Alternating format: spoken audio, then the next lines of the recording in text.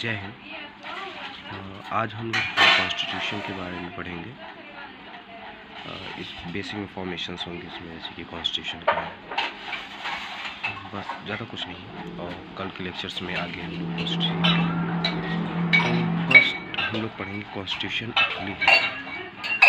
Constitution किसे कहते हैं, जैसे कि यहाँ लिखा हुआ है, the constitution is a set of written rules and regulations. Constitution क्या है? एक सेट है किसका? रिटन रूल्स एंड रेगुलेशंस का, जिसके अकॉर्डिंग कंट्री को गवर्न किया जाता है। जैसे कि स्कूल्स में बहुत से रूल्स एंड रेगुलेशन होते हैं जिसके अंडर में प्रिंसिपल्स टीचर्स आते हैं। उसी प्रकार कंट्री के भी अपने रूल्स एंड रेगुलेशन होते हैं जिसे हम सबको मानना होता है। हमारे देश के प्राइम मिनिस्टर, प्रेसिडेंट, सबको कॉन्स्टिट्यूशन में जो भी है उसे मानना होता है, उससे ऊपर कोई नहीं होता। हम लोग थोड़ा सा सोचिए, अगर कॉन्स्टिट्यूशन ही ना हो तो क्या होगा? जैसे कि यहाँ पे लिखा है कॉन्स्टिट्यूशन नहीं है तो क्या होगा? If there are no written rules, means written rules मतलब हमारा क्या है? यहाँ भी हमने पढ़ा रिटन रूल्स एंड रेगुलेशन, किसमें? कॉन्स्टिट्यूशन। सो यहाँ बोल रहा है if there are no written rules, people ruling over country might do so according to their own wills. जब कोई रिटन रूल्स एंड रेगुलेशन होगा ही तो पीपल खुद ही गवर्न करेंगे खुद को, उनको क्या करना है, कैसे करना है। कितना कॉम्प्लिकेटेड हो जाएगा ये सब। इन सब से बचने के लिए एक रिटन रूल्स एंड रेगुलेशन लाया गया और उसे एक नाम दे दिया। क्या कह दिया गया? Constitution. Basically in a democracy country it is very important. Constitution is very important. नहीं तो जो हमारे हेड होगा, जो हमें गवर्न कर रहा है, वो जो चाहेगा वो करेगा, हम कुछ कर भी नहीं सकते। इसलिए कॉन्स्टिट्यूशन का होना बहुत ही ज़रूरी है। और फर्स्ट एंड ये बात कि ये लीगल एंड कोडेड डॉक्यूमेंट। अब कॉन्स्टिट्यूशन के थ्रू आप क्या कहते हैं, कोर्ट में जा सकते हैं।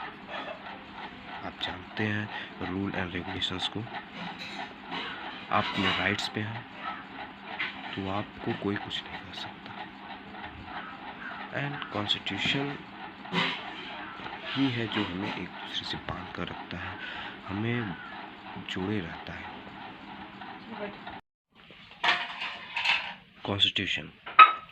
कॉन्स्टिट्यूशन जो है वो डिवाइड कर देता है जो भी पावर्स है को लेजिस्लेचर, एग्जीक्यूटिव एंड जुडिशरी में। इन सब के बीच में सारी पावर्स को कॉन्स्टिट्यूशन क्या करता है? डिवाइड कर देता है। चिंता न करिए, इसके हम लोग सेपरेट इन सब टॉपिक्स को आगे पढ़ेंगे, आगे के लेक्चर्स में ब्रीफ में पढ़ेंगे। लेजिस्लेचर के बारे में भी, एग्जीक्यूटिव के एंड जुडिशरी के बारे में भी हम लोग पढ़ेंगे। हम लोग अगर शॉर्ट में कहें कि कॉन्स्टिट्यूशन बेसिकली है क्या, पूछ लिया जाता है ना कि बता बेटा कॉन्स्टिट्यूशन क्या है, कुछ भी, तो हम लोग कह सकते हैं बेसिक लॉस।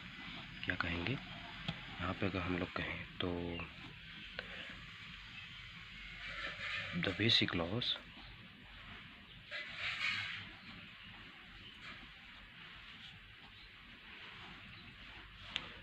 लॉस और रूल्स ऑफ अ कंट्री और ऑर्गेनाइजेशन।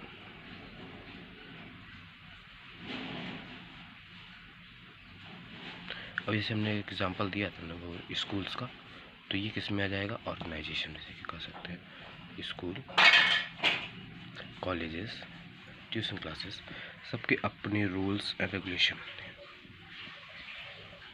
तो इसलिए यहाँ पे ऑर्गेनाइजेशन का नाम लिया। कंट्री, देश है हम लोग जो जानते हैं उसके लिए रूल एंड रेगुलेशन बहुत ही ज़रूरी है किसी भी देश को गवर्न करने के लिए, और उसी रूल एंड रेगुलेशन को रिटन फॉर्म में करना ही हमारा क्या कहलाता है, कॉन्स्टिट्यूशन कहलाता है।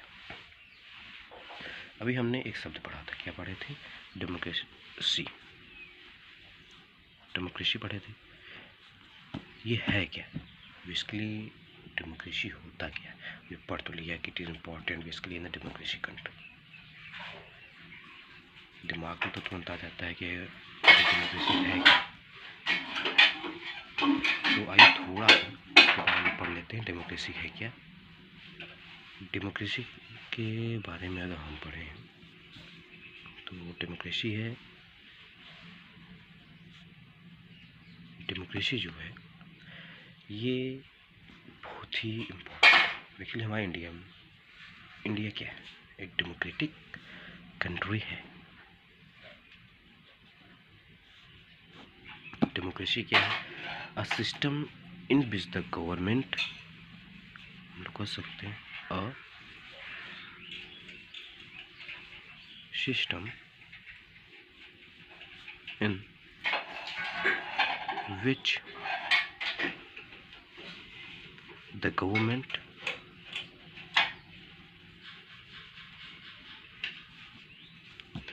of a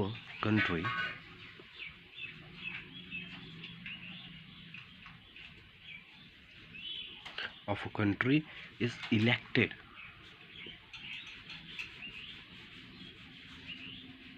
by the people.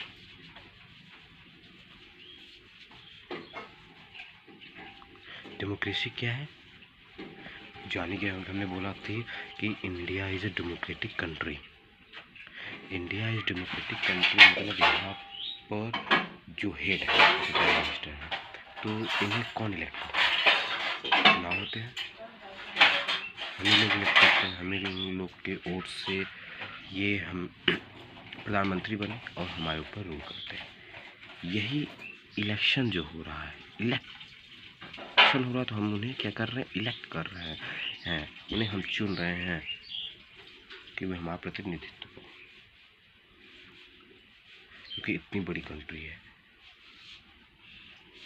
इतनी कंट्री को कैसे गवर्न किया जा सकता है, इतनी बड़ी कंट्री है, कंट्री गवर्न करने के लिए कोई तो होना चाहिए, इसलिए हम किसी को इलेक्ट करते हैं और वही रूल करता है, तो उसी को हम क्या कहेंगे, democracy, a system in which the government of a country is elected by the people. एक दिमाग में और आना चाहिए कि डेमोक्रेसी वर्ड आया कहाँ से। डेमोक्रेसी वर्ड क्या है, एक ग्रीक वर्ड है। कौन सा वर्ड है, ग्रीक वर्ड है। ग्रीक वर्ड कौन सा, डेमोक्रेटिया, डेमोक्रेसी, डेमोक्रेसी किस वर्ड से बना था, ग्रीक वर्ड, और ग्रीक वर्ड क्या है, डेमोक्रेटिया,